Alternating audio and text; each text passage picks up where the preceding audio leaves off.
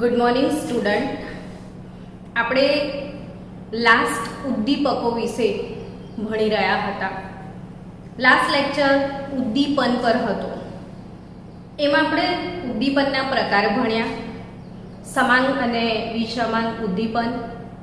ત્યારબાદ શું ભણ્યા હતા તો ઘન ઉદ્દીપકનો સ્વભાવ કેવો હોય, એટલે કે સક્રિયતા અને વર્ણાત્મકતા વિશે ભણ્યા હતા. અને આકાર વર્ણાત્મક ઉદ્દીપક તરીકે ઝિયોલાઇટ, આકાર વર્ણાત્મક ઉદ્દીપક તરીકે ઝિયોલાઇટ આપણે ભણ્યા હતા. તો ઝિયોલાઇટ એક આકાર વર્ણાત્મક ઉદ્દીપક છે જે પ્રક્રિયક અને નિપજ આ બંનેના અણુના આકાર પર આધાર રાખતો હોવાથી એને આકાર વર્ણાત્મક ઉદ્દીપક કહેવામાં આવે છે. એ પ્રક્રિયક અને નિપજના અણુઓના આકાર પર આધાર રાખે છે. ઝિયોલાઇટની અંદર બહુ બધા છિદ્રો હોય છે. એ છિદ્રોની સાઇઝ 240 થી 760 પિકોમીટર સુધીની હોય છે. એ આણ્વીય ચાયણી તરીકે વપરાય છે, હાઇડ્રોકાર્બનના વિભંજનમાં વપરાય છે, સમઘટકીકરણમાં વપરાય છે અને ZSM5 એ આલ્કોહોલનું સીધું નિર્જલીકરણ કરીને ગેસોલિન બનાવે છે. હવે આપણે નેક્સ્ટ ટોપિક તરફ આજે જવાના છીએ. આ ટોપિકમાં થિયરી ઘણી બધી વધારે છે, એટલે આ થિયરીને યાદ રાખવાનું કામ થોડું ટફ છે ને આમાંથી MCQs ઝીણા MCQ બોર્ડ લેવલે આમાંથી અચૂક આવતા હોય છે. એટલે આખી થિયરીને ટાઈમ આપીને વાંચવી પડશે, 2-3 વાર લખવી પણ પડશે. આજનો ટોપિક છે ઉત્સેચક ઉદ્દીપન. એટલે પ્રશ્ન થાય કે આ ઉત્સેચક શું વસ્તુ છે, તો કે ઉદ્દીપક શું વસ્તુ હતી. જેમ કે હું હેબર પદ્ધતિથી એમોનિયા બનાવું છું તો નાઇટ્રોજન અને હાઇડ્રોજન મારા પ્રક્રિયકો છે, બટ સાથે ઉદ્દીપક તરીકે હું લોખંડનો ભૂકો ઉમેરું છું. અને ઉદ્દીપકની સાથે સાથે હું એમાં પ્રવર્ધક એટલે કે પ્રમોટર પણ ઉમેરું છું. મેં તમને પ્રમોટર વિશે પણ વિડીયોમાં સમજાવ્યું છે કે જે ઉદ્દીપકને પણ સપોર્ટ કરે, ઉદ્દીપકનો પણ વેગ વધારે. એ પ્રમોટર એટલે લોખંડનો ભૂકો અને પ્રમોટર તરીકે મોલિબ્ડેનમ આપણે એમાં વાપરીએ છીએ. તો એ જે ઉદ્દીપક છે એ નિર્જીવ અવસ્થામાં છે. નિર્જીવ, લોખંડના ભૂકામાં જીવ છે નથી. તો જેટલી પણ પ્રક્રિયાઓ ઇન્ડસ્ટ્રીઓમાં અત્યારે ચાલી રહી છે, કેટલી બધી ઇન્ડસ્ટ્રી છે ને દરેક ઇન્ડસ્ટ્રીમાં રાસાયણિક પ્રક્રિયાઓ ધમધમી રહી છે. અને આ દરેક રાસાયણિક પ્રક્રિયાઓને ઝડપી બનાવવા માટે દરેક ઇન્ડસ્ટ્રી ઉદ્દીપક વાપરી રહી છે. અને હજી વધારે ઝડપી બનાવવા માટે ઉદ્દીપકનો પણ ઉદ્દીપક એટલે કે પ્રમોટર પણ વાપરતી હોય છે અને પોતાની નિપજ ખૂબ જ ઓછા સમયમાં મેળવી અને નફો કમાતી હોય છે. તો આ સેમ પ્રક્રિયા તમારું શરીર, આપણું જે સજીવોનું શરીર છે એ સજીવના શરીરમાં એવરી ડે ઢગલે ઢગલા જૈવ રાસાયણિક પ્રક્રિયાઓ થાય છે. કદાચ આખી દુનિયાની ઇન્ડસ્ટ્રીઓમાં નહીં થતી હોય ને એનાથી વધારે જૈવ રાસાયણિક પ્રક્રિયાઓ સજીવના શરીરમાં થાય છે. અને આ તમામ જૈવ રાસાયણિક પ્રક્રિયાઓ માટે ભગવાને પહેલેથી ઉદ્દીપકની રચના કરી છે. ભગવાન એક અદ્વિતીય ડિઝાઇનર છે આપણા બોડીનો, એક જબરજસ્ત એન્જિનિયર છે. આપણે ઉદ્દીપક હમણાં શોધ્યું, એમણે તો આપણી બોડી બનાવી અને સાથે ઉદ્દીપક ગિફ્ટમાં આપ્યો હતો ને પ્રમોટર પણ આપેલો છે. એટલે સજીવોના શરીરની અંદર થતી જૈવ રાસાયણિક તમામ પ્રક્રિયાઓ એ નાના સજીવો દ્વારા ઉદ્દીપિત થાય છે. અને આ સજીવો એ નાઇટ્રોજન યુક્ત કાર્બનિક સંયોજનો છે. આ સજીવો શું છે? નાઇટ્રોજન યુક્ત કાર્બનિક સંયોજનો, નાના જીવાણુઓ હોય છે. જે નાઇટ્રોજનયુક્ત કાર્બનિક સંયોજન છે અને એમના આણ્વીય દળ ઘણા ઊંચા હોય છે, એ પોલિમર છે, એમના આણ્વીય દળ ઘણા ઊંચા હોય છે ને આવા ઉત્સેચકો એ આપણા શરીરની ઘણી બધી જૈવ રાસાયણિક પ્રક્રિયાઓને ઉદ્દીપિત કરે છે. એના ઘણા બધા ઉદાહરણો આપણી ટેક્સ્ટ બુકમાં આપવામાં આવ્યા છે. તો આપણે એ તમામ ઉદાહરણો પર નજર નાખતા પહેલા એક વાત કરી દઉં કે સૌ પ્રથમ આ જે ઉત્સેચક, કહેવાનો મતલબ કે ઉત્સેચક તો કુદરતી રીતે ઉત્પન્ન થાય છે, પણ ઉત્સેચકનું આપણે સંશ્લેષણ પણ કરી શકીએ છીએ. આપણે પણ ઉત્સેચક બનાવી શકીએ છીએ અને એ ઉત્સેચક સૌથી પહેલા કઈ સાલમાં બનાવવામાં આવ્યો હતો? 1969 માં. એટલે સૌપ્રથમ ઉત્સેચકનું સંશ્લેષણ 1969 માં થયું હતું અને ઘણા બધા જે ઉત્સેચકો છે એ જીવિત કોષોમાંથી શુદ્ધ સ્ફટિક સ્વરૂપે પણ જીવતા કોષોમાંથી સ્ફટિકીકરણ કરીને ઉત્સેચકો મેળવવામાં આવે છે. હવે આ ઉત્સેચકોની વાત કરીએ તો અહીંયા પહેલી પ્રોસેસ છે ખાંડનું વ્યુત્ક્રમણ. કઈ પ્રોસેસ છે? ખાંડનું વ્યુત્ક્રમણ. ખાંડ એટલે સુક્રોઝ. સુક્રોઝનું સૂત્ર C12H22O11. વ્યુત્ક્રમણ એટલે જળ વિભાજન છે. જો અહીંયા પાણી નાખ્યું છે એટલે ખાંડનું જ્યારે જળ વિભાજન થાય ત્યારે ગ્લુકોઝ અને ફ્રુક્ટોઝનું નિર્માણ થાય. આ પ્રક્રિયા કયા ઉત્સેચક વડે થાય છે? આપણો મેઇન ટાર્ગેટ આ છે બાળકો, ઇન્વર્ટેઝ ઉત્સેચકની હાજરીમાં. તો ખાંડનું વ્યુત્ક્રમણ ઇન્વર્ટેઝની હાજરીમાં થાય છે. એટલે MCQ તરીકે યાદ રાખવાનું છે કે સુક્રોઝનું જળ વિભાજન ઇન્વર્ટેઝ ઉદ્દીપકની હાજરીમાં થાય છે. અહીંયા ઉત્સેચક ગ્લુકોઝનું, હવે આ જે ગ્લુકોઝ મળ્યો છે એનું બીજા સ્ટેપમાં, આ તમે 10મા ધોરણમાં ભણીને આવ્યા છો ઇથાઇલ આલ્કોહોલની બનાવટમાં, કે તમે ઇથેનોલની બનાવટમાં આ બે તબક્કા ભણ્યા હશો, પ્લસ 12મા ધોરણમાં આ આલ્કોહોલ, ફિનોલ અને ઇથર ચેપ્ટરમાં પણ આ ટોપિક આવે છે, ઇથાઇલ આલ્કોહોલનું ઉત્પાદન. ને ઇથાઇલ આલ્કોહોલનું ઉત્પાદન સુક્રોઝમાંથી થાય છે.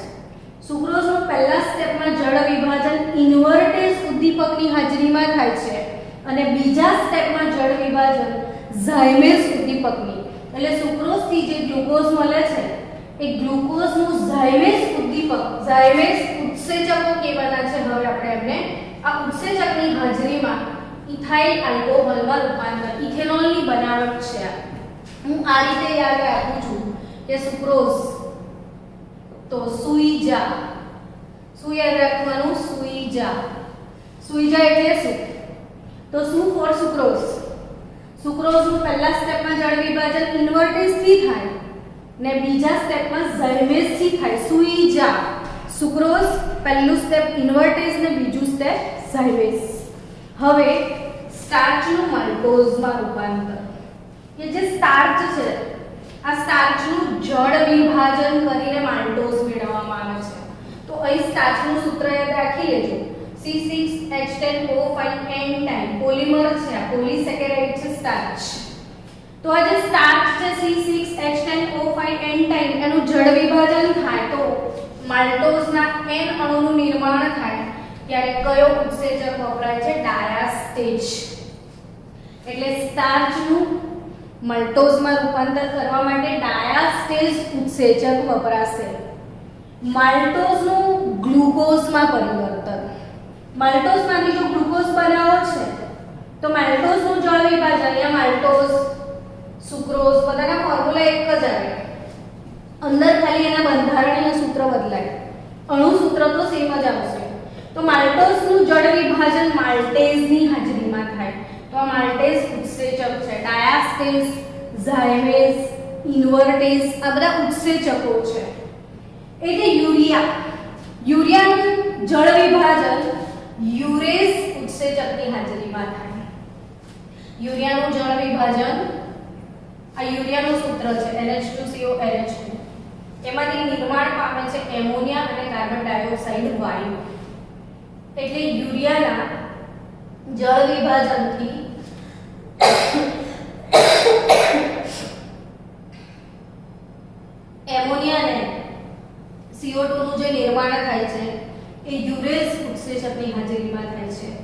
યુરિયા યુરેઝ, યાદ રહે એવું છે, યુરિયા યુરેઝ. માલ્ટોઝમાંથી માલ્ટેઝ, માલ્ટોઝ જોડે શું વાપરીશું? માલ્ટેઝ.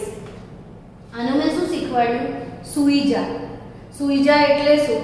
તો સુક્રોઝ પહેલું સ્ટેપ, ઇન્વર્ટેઝ, પછી ગ્લુકોઝ ફ્રુક્ટોઝ બનશે, પછી ગ્લુકોઝ ઝાયમેઝ, એટલે સુક્રોઝ, ઇન્વર્ટેઝ અને ઝાયમેઝ ઇથેનોલની બનાવટનું ઉદાહરણ છે.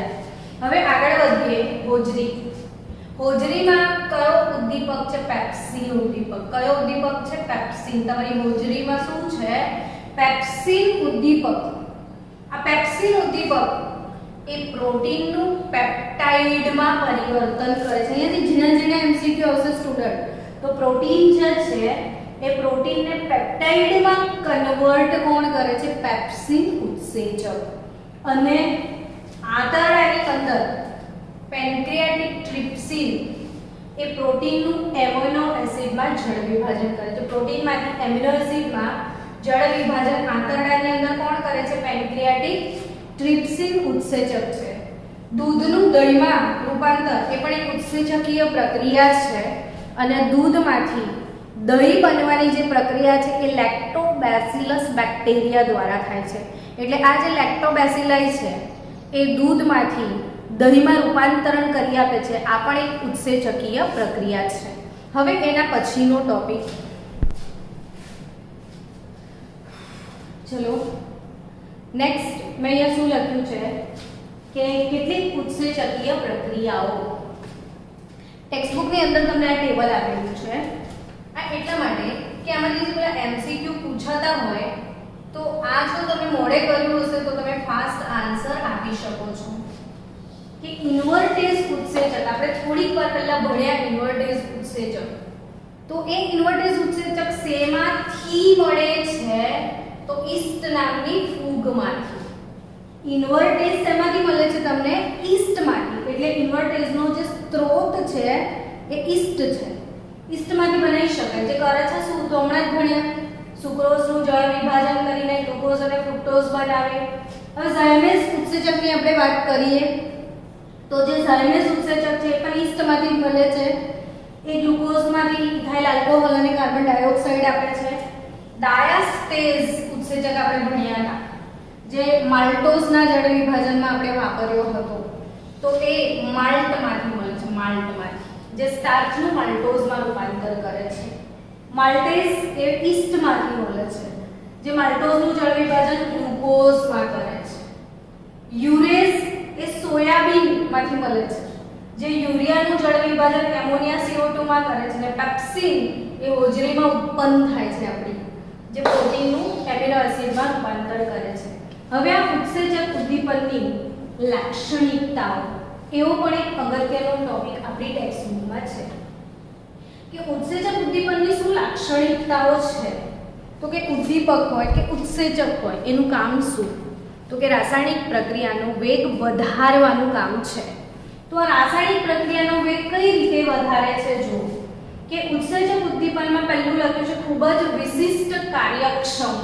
એટલે આ ઉત્સેચકો એ પ્રક્રિયાને એટલી બધી ઝડપી બનાવે છે કે 10 થી 12 ઘાત, 10 ની 12 ઘાત થી 10 ની 15 ઘાત ઘણો વેગ વધારી આપે છે. અહીંયા પ્રક્રિયકનો અહીંયા લખ્યું છે કે ઉત્સેચકનો એક અણુ એ પ્રક્રિયકના 10 લાખ અણુને પ્રતિ મિનિટ નિપજમાં ફેરવી શકે. એટલે ફક્ત 1 મિનિટમાં એક જ ઉત્સેચકનો અણુ 10 લાખ પ્રક્રિયકના અણુને નિપજમાં ફેરવી નાખે છે.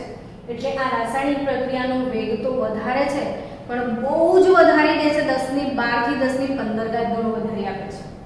ઉચ્ચતમ વિશિષ્ટ સ્વભાવ એટલે કે જે ઉત્સેચક જે પ્રક્રિયા માટે કામમાં આવે એ બીજી પ્રક્રિયા માટે નિરર્થક નીવડે. જેમ કે યુરિયા છે તો યુરિયાના જળ વિભાજન માટે યુરેઝ વપરાય છે. પણ આ જ યુરેઝ નામનો ઉત્સેચક તમે સુક્રોઝ પર વાપરો કે પછી બીજા કોઈ એમાઇડ પર વાપરો તો એ એમનું જળ વિભાજન કરી શકતો નથી.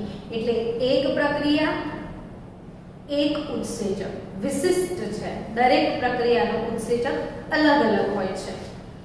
અનુકૂળ તાપમાને સક્રિયતા વધે. ઉત્સેચકોને એ નાના નાના જીવાણુઓ છે ને એક જીવ છે અને એ જીવને એક તાપમાનનો ગાળો જ અનુકૂળ આવે છે. ફોર એક્ઝામ્પલ કે ઉત્સેચકોનો સક્રિયતાનો ગાળો છે 298 થી 310 કેલ્વિનનો. 298 થી 310 કેલ્વિનના ગાળામાં આ બહુ જ સારા સક્રિય હોય છે. જ્યારે માનવ શરીરનું તાપમાન કેટલા કેલ્વિન હોય છે? 310 કેલ્વિન. માનવ શરીરનું તાપમાન કેટલું હોય છે? 310 કેલ્વિન. હવે તમને તાવ આવે, તાવનું ફૂલ ફોર્મ શું? તો કે તા એટલે તાપમાન ને વ એટલે વધારો. તમારા શરીરમાં તાવ આવ્યો અર્થાત તાપમાનમાં વધારો આવ્યો તો હવે તમારા બોડીમાં જેટલા ઉત્સેચકો છે એમને એ વધારો અનુકૂળ નહીં આવે. એટલે તમારા શરીરમાં પાચનથી માંડીને તમામ રાસાયણિક પ્રક્રિયાઓ મંદ થઈ જશે અને મંદ થઈ જશે એટલે પાચન બરાબર ના થાય, વોમિટિંગ થાય, ઘણા બધા ઇશ્યુ આવતા હોય છે. બેચેની, ગભરામણ, સારું નથી લાગતું, ખાવાતું નથી વધારે. તો એના કારણો શું? કે જો તાવ આવે, હાઈ ટેમ્પરેચર થઈ જાય, ટેમ્પરેચર બહુ વધી જાય તો ઉત્સેચકો માટે એ અનુકૂળ કહેવાય નહીં. એટલે જ બાળકો, જો તમારો ટેમ્પરેચર 104, 105 થઈ જાય, 104, 105 તાવ આવે અને લોંગ ટર્મ સુધી 104, 105 તાપમાનને જો કંટ્રોલ કરવામાં ના આવે તો તમારા બોડીના મોટા ભાગના ઉત્સેચકો ડેમેજ થઈ જાય ને કદાચ મૃત્યુ પણ થઈ શકે.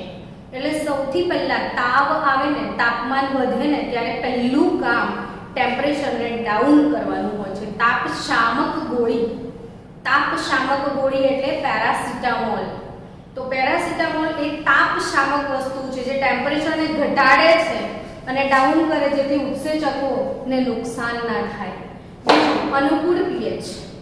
શરીરની તમામ જૈવ રાસાયણિક ક્રિયાઓ, મોટા ભાગની જૈવ રાસાયણિક પ્રક્રિયાઓ બ્લડમાં થતી હોય છે. અને તમને ખ્યાલ છે કે બ્લડ એક બફર છે. બફર એને કહેવાય કે જેનામાં એસિડ ઉમેરો, બેઝ ઉમેરો કે જેનું મંથન કરો પણ એની પીએચમાં ફેરફાર ના થાય. એટલે ભગવાને અહીંયા પણ બહુ સરસ ડિઝાઇનિંગ કર્યું છે, બ્લડને બફર બનાવ્યું છે. અને બફર એટલા માટે જ બનાવ્યું છે કે એની પીએચમાં કદી ચેન્જ ના આવવો જોઈએ. એટલે જો પીએચમાં ચેન્જ આવે ને તો જૈવ રાસાયણિક પ્રક્રિયાઓ પર બહુ મોટી અસર પડતી હોય છે. એટલે એનો પીએચ જે છે એ જનરલી 5 થી 7, એનો પીએચ કેટલો? 5 થી 7. પીએચ 5 થી 7 ની વચ્ચે મેનેજ થયેલો હોવો જોઈએ. હવે ઉત્સેચક અને સહ ઉત્સેચકની હાજરીમાં એની સક્રિયતા વધતી હોય છે. આ ઉત્તેજક એટલે જે એને એક્ટિવેટ કરે. તો આપણે ભણ્યા હતા ને કે ઉદ્દીપક નો પણ ઉદ્દીપક એટલે પ્રમોટર અથવા પ્રવર્ધક. લોખંડના ભૂકા સાથે મોલિબ્ડેનમ નાખો છો તો એ પ્રમોટર છે, પ્રવર્ધક છે, જે એને પણ વેગ વધારે છે. એમ ભગવાને આપણા ઉત્સેચકની સાથે સહ ઉત્સેચકો આપ્યા છે. ઉત્સેચકના પણ પ્રમોટર આપણને ગિફ્ટમાં આપ્યા છે જેને આપણે વિટામિન કહીએ છીએ. તો vitamin A, B, C, D, E, K આ બધા વિટામિન શરીરમાં હોય છે. અને તમને ખ્યાલ છે કે આ વિટામિનનું જો અલ્પ પ્રમાણ હોવું તો જરૂરી છે. જો ના હોય તો આપણને જુદા જુદા પ્રકારના રોગો થાય છે. એટલે અહીં વિટામિન એની અલ્પ હાજરી જે આપણા ઉત્સેચકોને મોટિવેટ કરે છે અને રાસાયણિક પ્રક્રિયાના વેગમાં વધારો કરે છે. અને ઉત્તેજક તરીકે આ ધાતુ આયનો મેં લખ્યા છે. સોડિયમ, મેંગેનીઝ, કોબાલ્ટ, કોપર આ જે ધાતુ આયનો છે એ ઉત્સેચક માટે ઉત્તેજક તરીકે વપરાય છે. જે આ લોકોની હાજરીમાં ઉત્સેચકોની પ્રક્રિયાનો વેગ વધે છે. હવે નિરોધકો અને વિષ. જેમ આપણે ઉત્સેચકનું, ઉદ્દીપકનું ઝેર ભણ્યા હતા, ઉદ્દીપકીય ઝેર કે જે ઉદ્દીપકની ક્રિયાવિધિને વધારવાની જગ્યાએ ઘટાડે છે, એને હેરાન કરે છે અને અવરોધે છે. એમ આપણા શરીરમાં પણ જો એન્ટીબાયોટિક લેવામાં આવે તો એન્ટીબાયોટિક આપણા ઉત્સેચકનું વિષ છે. એન્ટીબાયોટિક શું કરે? શરીરમાં રહેલા જીવાણુને મારી નાખે. તો એ તો બધા ઉત્સેચકોને મારી નાખે તો આપણી પ્રક્રિયાઓ ખોરવાઈ જાય. એટલે અહીંયા આ જે નિરોધકો અથવા વિષ જે હોય એ ઉત્સેચકોની ઉપર જે ક્રિયાશીલ સમૂહો આવેલા છે જેમ કે એમાઇન હશે, આલ્કોહોલ હશે, COOH હશે, એમ ઉત્સેચકોના બોડી પર જે આકર્ષણ બળ, તમને ખ્યાલ છે કે ઉત્સેચકોનો રોલ શું હોય કે પ્રક્રિયકના અણુને પોતાની સપાટી તરફ આકર્ષવાનો રોલ હોય છે, બરાબર છે। હવે આ આકર્ષણ જે છે રાસાયણિક આકર્ષણ હોય એટલે એની સપાટી પર જુદા જુદા ક્રિયાશીલ સમૂહો આવેલા હોય છે। પ્રક્રિયકોને આકર્ષવા માટે ઉત્સેચકની સપાટી પર જુદા જુદા ક્રિયાશીલ સમૂહો હોય છે, NH2 COOH આલ્કોહોલ થાયોઆલ્કોહોલ આવા બધા ક્રિયાશીલ સમૂહો હોય છે જે પ્રક્રિયકોને આકર્ષતા હોય છે। હવે જો આ ઉદ્દીપકીય ઝેર એ અહીંયા આવે તો આ ક્રિયાશીલ સમૂહોને નિષ્ક્રિય બનાવી દે અને આ નિષ્ક્રિય બની જશે તો એ પ્રક્રિયકોને આકર્ષી શકશે નહીં અને પ્રક્રિયકોને આકર્ષી ના શકે તો એ પ્રક્રિયાને ઝડપી બનાવી શકતી નથી। એટલે આ નિરોધકો અને વિષ જેને પોઈઝન કહેવાય એની હાજરીમાં ઉત્સેચકની જે ઉત્સેચકીય ક્ષમતા છે એમાં ઘટાડો થાય છે। ઓકે, નેક્સ્ટ ટોપિક છે સ્ટુડન્ટ આપણો ઉત્સેચક ઉદ્દીપનની ક્રિયાવિધિ। ઉત્સેચક ઉદ્દીપનની ક્રિયાવિધિ સમજતા પહેલા આપણે તાળા અને ચાવી વિશે સમજીએ। તાળા ઊંચી મોડેલ અથવા તાળું ચાવી મોડેલ એવું પણ આને કહેવાતું હોય છે। તમે બધાએ ચાવી જોઈ છે ને, તો ચાવીમાં કેવું હોય છે, આ રહ્યું ચાવી, આ ટાઈપનું zigzag ડિઝાઇન હોય છે ચાવીમાં। હવે એ જે ચાવીના ઉપર ડિઝાઇન હોય છે એનો એક્ઝેક્ટ ઓપોઝિટ ડિઝાઇન એ પેલા તાળાની અંદર હોય છે। એટલે જ્યારે ચાવીને તાળાની અંદર નાખવામાં આવે ત્યારે તાળાનો ચાવી સાથેનો જે આકાર છે એ બંધ બેસે છે, ફિટ થાય છે એકબીજામાં। જેમ પાનું નાખીએ તો બોલ્ટના આકાર પ્રમાણે પાનું એના અંદર ફિટ થાય છે, એમ સેમ ચાવીનો આકાર જે હોય એ તાળા જોડે ફિટ, તમને ખ્યાલ છે પર્ટિક્યુલર તાળાની પર્ટિક્યુલર ચાવી જ હોય એટલે પર્ટિક્યુલર તાળાની અંદર જે ડિઝાઇન હોય એ ડિઝાઇન ચાવી પર હોય।